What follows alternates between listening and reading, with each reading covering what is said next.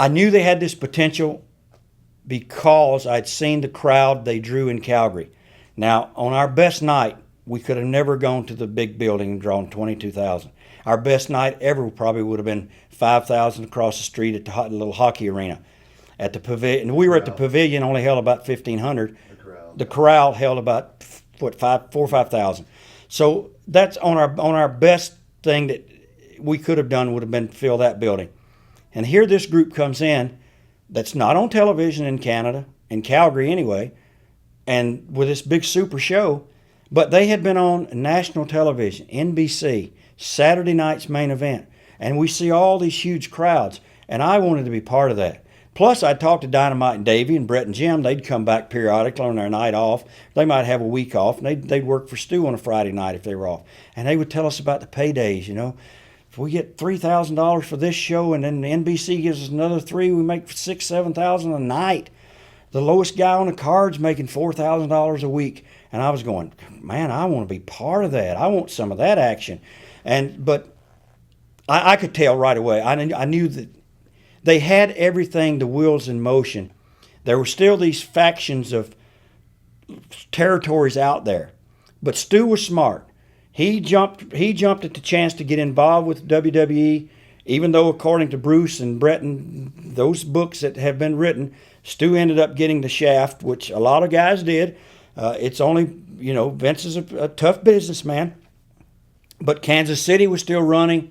They had set the ring truck on fire in Kansas City. Memphis was still running. We came to Memphis, and there was all of a sudden there was a 5 o'clock news was there. There was, ladies and gentlemen, there's been a grease fire at the Coliseum. We don't know if the WWF wrestling matches are going to be on tonight or not. Well, that killed our crowd. And there was still, Texas had a little operation going. Portland still had a little operation going. Vern Gagne was on ESPN and trying to go nationwide himself. Atlanta was still going, TBS. So Vince had a lot of obstacles to fight, but he overcame them. You talked to Vince McMahon. What was that first conversation like with Vince? I was a nervous wreck. I mean, here's this, like I said, they just had this big crowd of 22,000 people, and I happen to be just a very small part of it, and now I'm getting the call to say, I understand you'd like to come in and be part of what we're doing, and I think we'd have a good spot for you. Can you come down on Wednesday and bring a tape of what you've been doing so I can see it?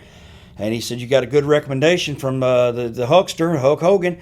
You know, he's doing great things down here, and he says, you can help us. I said, I'd love to, and let me clear it with Stu. He said, I've already called Stu. It's all clear. Just bring a tape down and show me what you can do. So I went down on a Wednesday, went to this little small office in Connecticut, and he looked at the tape, and he said he had Howard Finkel and Arnold Skolin in the room with him, and we looked at the tape.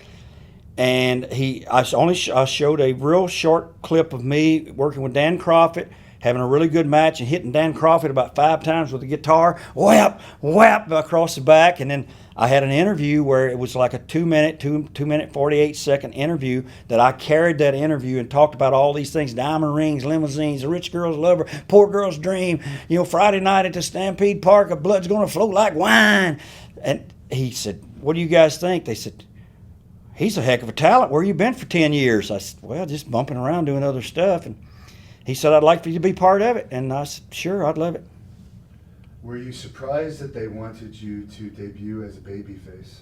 That surprised me. In fact, he mentioned that during the meeting after he looked at the tape. He told me, he says, I can envision little kids out there with scarves and little jumpsuits and little Elvis look-alike wigs and sideburns. And he had this vision of merchandise, not me being a wrestler. And he said, of course, you'd have to be a good guy and do that.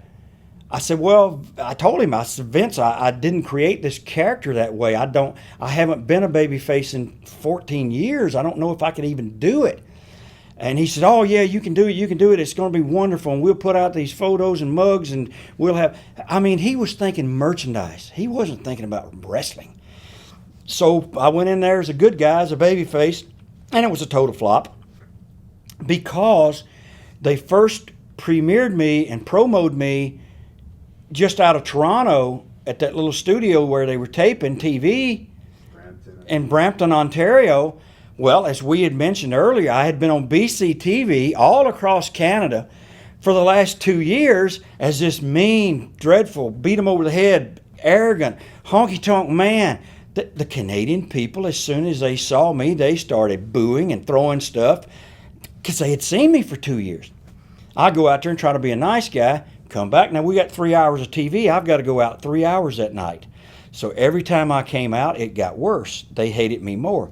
The boys in the back, the other wrestlers, going, how come these people hate you so much? I said, well, I've been on TV for 2 years up here. They know me. I said, man. So about 6 months later, they decided that this thing is not going to work.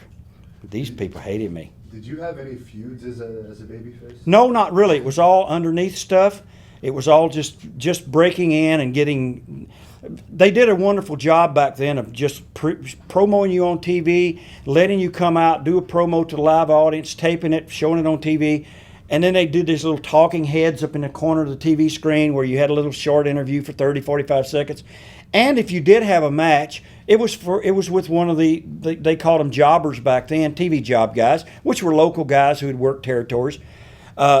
So they would go out for 3 minutes and make you look good.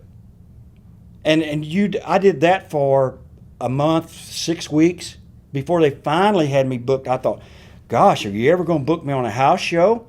And finally, after about 6 weeks, I had my first booking, and I was like Hartford, Connecticut or somewhere, and I was booked for 3-4 days a week, and I had matches with like Lanny Poffo, I had matches with S.D. Jones, just guys that were in the territory that were working undercard, and they were kind of the guys that would go in the ring with you and see if you were good enough and if you could work. And I always had a good rapport with everyone on the undercard. And that way, the next booking sheet, I had 65 days. And for those 65 days, I was under the card. There was never a heel turn other than Jesse Ventura came up with the idea for doing the vote of confidence. And they put up a bogus 1-800 vote honky or something. And and then they came back about 2 weeks later and says, well, the vote, now he was a bad guy. Commentator, Vince was a good guy, but they let Jesse, well, the votes are in, Honky Tonk Man. Oh, I knew it. They love me. They love the Honky Tonk Man. They want to see me out here. I want to kiss some babies. I want to have so much fun. He said, no, you don't get it. Don't you understand? They voted like 800 to 20 against you. They don't like you at all, greaseball. And that was the turn right there. That was it.